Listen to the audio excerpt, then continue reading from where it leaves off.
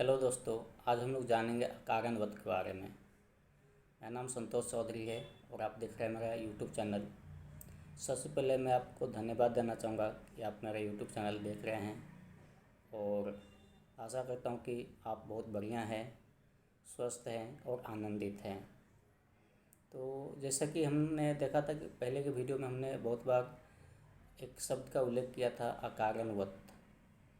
अकारण वध क्या है उसके बारे में मैं आज चर्चा करने वाला हूँ कि अकारण वध का जो कंसेप्ट है वो किस तरह का है, क्या बोलता है उसके बारे में।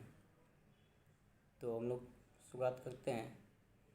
तो अकारण वध जो है वो एक सिद्धांत है वैशेषिक सूत्र में। उसके बारे में जैसे कि मतलब मैंने विकिपीडिया आर्टिकल भी लिखा है तो उसमें आप पढ़ भी सकते हैं कि अकारण वध is a concept of eternal existence mentioned in the Indian philosophical text Vaisheshika Sutra. अकारण वध क्या है? एक शाश्वत सत्य के बारे में है। मतलब बोलता है कि शाश्वत अस्तित्व एग्जिस्ट करता है, तो उसके बारे में जो चर्चा किया गया वैशेषिक सूत्र, तो उसको अकारण वध बोलते हैं। According to the concept of अकारण वध, the eternal is that which is existent and uncaused. ये जो अकारण वध का जो कंसेप्ट है उसके हिसाब से क्या बोला जा रहा है कि इटर्नल कौन सा है? इटर्नल मतलब शाश्वत। तो शाश्वत हम किसको बोलेंगे? जो सत्य है, एग्जिस्टेंट है, अस्तित्व में है और उसका कोई कारण नहीं होना चाहिए। यदि कारण हो गया तो फिर वो शाश्वत नहीं होगा, क्योंकि वो कारण के कारण आया है तो शाश्वत नहीं होगा। तो सबसे पहले हम लोग इसके एटिमोलॉजी के बारे में जानते हैं कि ये शब्द का जो एटिमोलॉजी है वो क्या है, मतलब शब्द साधन क्या है। तो इसमें कहा गया कि अकारण वध is a Sanskrit word having two terms. अकारण वध क्या है? एक संस्कृत वर्ड है जिसमें दो टर्म आता है। एक है अकारण, अकारण का मतलब है काउज फ्री, और वध, वध क्या है? एक एफिक्स टर्म है जिसको जोड़ने से क्या हो जाता है, एक मतलब एब्स्ट्रैक्ट नाउन जो है वो पोसेसिव एडजेक्टिव में कन्वर्ट हो जाती है। ठीक है। The literal meaning of karan is cause free, and when a fixed term what is added after the word akaran, then the compound term akaran what takes the form of possessive adjective. Thus the literal meaning of the term akaran what is free from causation. तो अकारण वध का जो literal meaning है क्या है कि free from काउजेशन, मतलब जिसका कोई कारण ना हो, मतलब उसके अस्तित्व का कोई कारण ना, उससे पहले कोई कारण ना हो कि अस्तित्व में क्यों है। जैसे हम हर चीज़ का क्या देखते हैं कि कोई भी घटना दुनिया में देखते हैं तो उसके पीछे कारण होता है, फिर उस घटना के पीछे कारण होता है।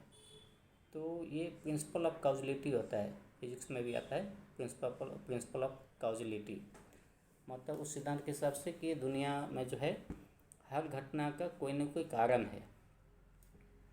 तो फिजिक्स में हम लोग जनरली कारण को ही ढूंढते हैं कि कारण क्या है, तो कारण सिद्धांत के रूप में होता है ना। तो जब कारण हम लोग ढूंढते हैं तो उससे हम एक सिद्धांत का प्रतिपादन करते हैं। तो इसमें क्या कहा गया कि कुछ ऐसे घटना है ना, या किस ऐसे चीज़ें हैं जिसका होने का कोई कारण नहीं है, मतलब उसका कोई प्रायर कारण नहीं है। वो क्यों अस्तित्व में आया, नहीं आया, उसका कोई कारण नहीं है।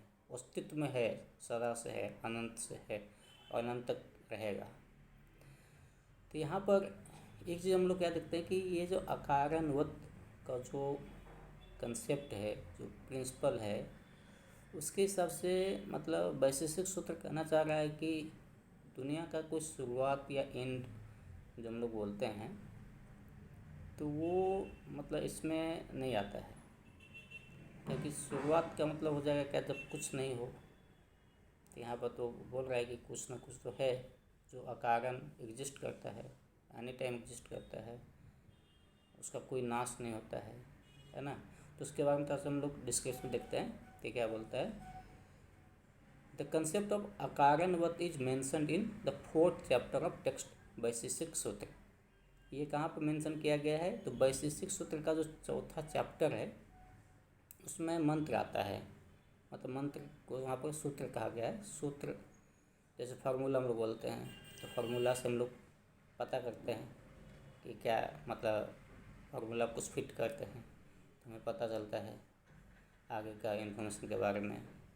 तो वहाँ पर वैशेषिक सूत्र में जो भी है क्या सूत्र ही है, तो उसको हम लोग समझते हैं, उसमें बताया गया है। तो उसका जो पहला मतलब 4th चैप्टर जो है उसका जो पहला सूत्र है उसमें कहा गया है, the first verse of the 4th chapter mention the concept of अकारणवत फॉर द अल्टीमेट एटम्स परमाणु। ये किसके लिए बताया गया है, तो वहाँ पर परमाणु के बारे में बताया गया है। According to Maharshi Kanad the ultimate atoms are eternal. Maharshi Kanad क्या बोलते हैं कि जो अल्टीमेट एटम्स है वो इटर्नल है, अनकाउज्ड है, नॉन डिस्ट्रक्टिव है and are inferred from their effects. मतलब उसको हम लोग कैसे जानते हैं, उसके इफेक्ट से जानते हैं, है ना, उसके प्रभाव से जानते हैं। तो उसमें सूत्र आता है, तो सूत्र उसमें बोलता है कि सत अकारणवत नित्यम। ठीक है, मतलब सत्य जो है वो बिना कारण का ही एग्जिस्ट करता है। तो शंकर मिश्रा बहुत बड़े विद्वान थे वैशेषिक सूत्र के। उन्होंने अपने पिता अयाची मिश्र से मतलब उसका ज्ञान लिया था। तो उन्होंने एक पुस्तक लिखी थी उपस्कर। तो वो उपस्कर एक कमेंट्री है शंकर मिश्रा का वैशेषिक सूत्र पर, जिसमें वैशेषिक सूत्र पर कमेंट्री है। लेकिन उस कमेंट्री में न्याय का जो फिलोसफी है उसके साथ उसको मतलब समझाया गया है। तो कभी भी जो उपासकर है उसको समझना है तो उससे पहले हम लोग को न्याय के बारे में भी थोड़ा सा जानना पड़ता है, क्योंकि इसमें न्याय के बारे में भी मतलब न्याय के साथ जोड़ के मतलब कमेंट्री लिखा गया है। तो मतलब यहाँ से समझ सकते हैं कि न्याय जो शास्त्र था और जो वैशेषिक शास्त्र है, दोनों का जो थिंकिंग का जो प्रोसेस है, मतलब सत्य का जो जानने का जो सिद्धांत है, प्रोसेस है, वो लगभग एक ही जैसे है। इसीलिए बाद में जो दोनों शास्त्र है, न्याय शास्त्र और वैशेषिक शास्त्र, तो ये दोनों को ऐड किया गया, मतलब बोला कि दोनों एक ही है। तो बाद में फिर मतलब कुछ विद्वान लोग आए, मतलब 10वीं 12वीं 15वीं शताब्दी में, तो उन्होंने दोनों को कंबाइन कर दिया। तो वो एक विचारधारा बन गया जिसको हम लोग बोलते हैं न्याय वैशेषिक स्कूल। ठीक है, तो मतलब उसमें शंकर मिश्रा ने मतलब एक्सप्लेन किया है इस वर्ष को कि सत अकारणवत नित्यम को। अकॉर्डिंग टू हिम अकारणवत means the absence of preceding cause. मतलब अकारणवत का मतलब है कि जिसका पहले से कोई कारण ना हो, एग्जिस्ट होने का उससे पहले कोई कारण ना हो, तो वो आ गया अकारणवत। उसी तरह से एक और मतलब वर्ष है, मतलब सूत्र है इन द सेकेंड वर्स और सूत्र of the 4th chapter the mark of existence of the atom ultimate atoms is mentioned.